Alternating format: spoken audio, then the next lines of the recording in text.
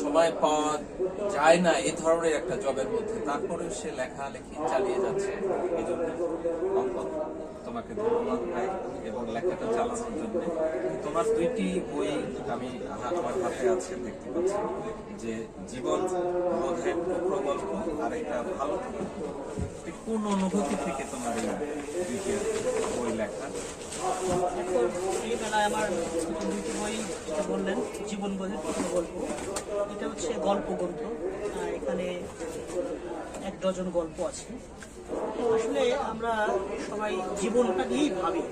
দিন শেষে জীবন, সংসার, ঘর, পরিবার, অর্থাৎ এইটা নিয়ে আমাদের বোধ, বুদ্ধি, বিবেচনা, অর্থাৎ আমাদের এই জীবন চলাচলে অনেক গল্পই কিন্তু তৈরি হয়। যেসব গল্পগুলো আমরা হয়তো প্রত্যক্ষ করতে পারি না, হয়তো আমরা পরে আনমনে ভাবলে বুঝতে পারি যে ঘটনাটা বা গল্পটা এরকম না হলে, এরকম হলেও তো ভালো হতো, বোধহয় আমি সুখী হতাম, বা আমার দুঃখটা হতো না, বা আমার জীবনে এই বিপদটা আসতো না, বা থাকে না আবার পাওয়া না পাওয়ার গল্পটাও একটু ভিন্ন হতে পারে। এই যে আমাদের জীবন বোধ, এটা আমরা উপলব্ধি করতে পারি, কিন্তু সবাই তো লিখতে পারি না।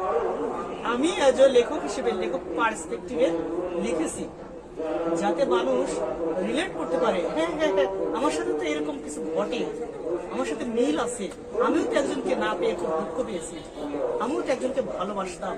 এই যে বোধ, এই বোধের সংমিশ্রণে গল্পগুলো লেখা, সেই গল্পগুলো আমি এই বইতে স্থান দিয়েছি। মাশাআল্লাহ। আর আরেকটা বই যেটা হলো ভালো থেকো তুমি, এটা কোন? ভালো থেকে তুমি, এটা হচ্ছে একটা কাব্যগ্রন্থ। এখানে 50-এর অধিক কবিতা আছে। ভালো থেকে তুমি নামকরণটা কেন করলাম প্রশ্ন আসতে পারে।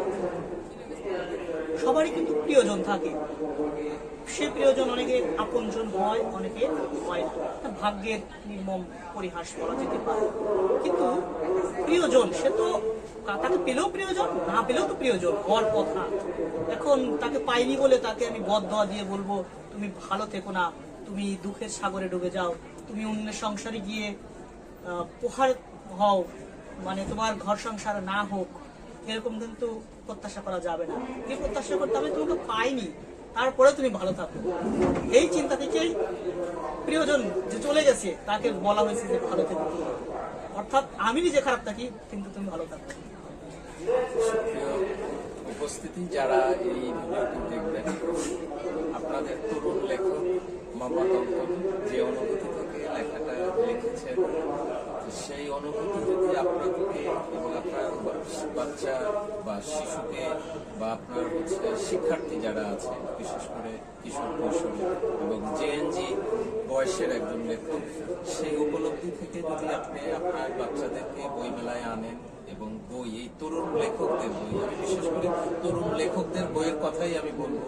যারা প্রবীণ আছে নিঃসন্দেহে তারা আমাদের সম্মানিত, কিন্তু তরুণ লেখক যে বইগুলো লিখেছেন আপনারা যদি পড়েন, আপনাদের বাচ্চারা যদি পড়ে, তাহলে এখন সবচেয়ে সমাজে একটা বড় ধরনের সমস্যা দেখা দিয়েছে, বিশেষ করে ফেসবুকে এবং অনলাইনে বসে থাকা শিশুরা। সেই শিশুদেরকে অনলাইন থেকে আপনি পাঠ্য বইয়ের পাশাপাশি সহায়ক যে বইগুলো আছে, এই বইগুলাকে পড়াতে যদি আপনি আপনার সন্তানকে আগ্রহী করেন, তাহলে হয়তো আপনার সেই বাচ্চাটির চোখ নষ্ট হওয়া থেকে বাঁচবে এবং মানসিক এক ধরনের যে চাপ অনুভব করে বাচ্চারা, সেটা থেকেও বের হয়ে আসবে। আপনার বইগুলা আপনার প্রাণপ্রিয় সন্তানদের হাতে তুলে দেন, তাহলে আপনার বাচ্চাকে আপনি যেভাবে চাচ্ছেন ঠিক সেভাবে গড়ে তোলার একটা সুযোগ আপনারা নিজেরাই নিজেদের তৈরি করতে পারবেন।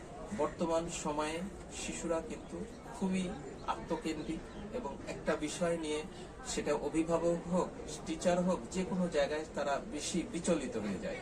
বিচলিত হওয়ার একটাই কারণ, তারা কিন্তু যে কাজটাই করে চিন্তা করে ক্লাস শেষ হলে ওই গেমটা খেলবো, অনলাইনে ওই গেমটা খেলবো। সেই জায়গা থেকে বের করতে হলে এখন একমাত্র যে সুযোগটা আমাদের আছে, বই পড়া। বই পড়ুন, বই উপহার দিন, এবং এই রমজানেও আপনারা ইচ্ছা করলে বই মেলায় বাচ্চাদেরকে নিয়ে এসে তাদেরকে এই লেখক, তরুণ লেখকদের জীবনীও পড়ুন। এই যে অঙ্কন, মোহাম্মদ অঙ্কন আজকে কিন্তু লেখক না, এখন সে একটা ভালো জবে আছে, কিন্তু ছোটকালে 6-7 থেকে এই অঙ্কন আমার ছোট ভাই আমার পরিচয়, এবং তখন থেকে সে লেখালেখি করে। তখন থেকেই আমি মানে চিন্তা করি যে আমাদের এই তরুণ প্রজন্ম একদিন লেখক এবং ভালো কিছু দেবে, বড় কিছু করুক। উপরে কিছু করবে। তার কিন্তু লেখা 30টি বই এখানে। চিন্তা করতে পারেন একজন তরুণ লেখকের বই 30টি, এবং আগামীতে অনেক দিন আছে। আরেকটা বিষয়, আমরা নাটোরের সন্তান, সিংহার সন্তান, চলন বলের মানুষ। এই জায়গায় নাটোরের একজন কথিত Josha professor doctor Abdul Sattar sir এবছর 2026-এ 21-এ পদক পেয়েছেন। ইনিও কিন্তু নাটোরেরই সন্তান। তো আমাদের আশা থাকবে এই তরুণ প্রজন্মের যারা লেখক, সাহিত্যিক এবং সাংবাদিক, গবেষক যারাই আছেন, শিল্পী যারা আছেন, নাটোর মানেই একটা সাহিত্যের কেন্দ্র ছিল বনলতা সেন। সেই জীবনানন্দ দাশের সেই নাটোরের বনলতা সেন, যে সেই সাহিত্যিক ধারাটা কিন্তু আজও আছে। এই বইমেলায় 2026 বইমেলায় আপনারা যারা দেখছেন স্বাগত।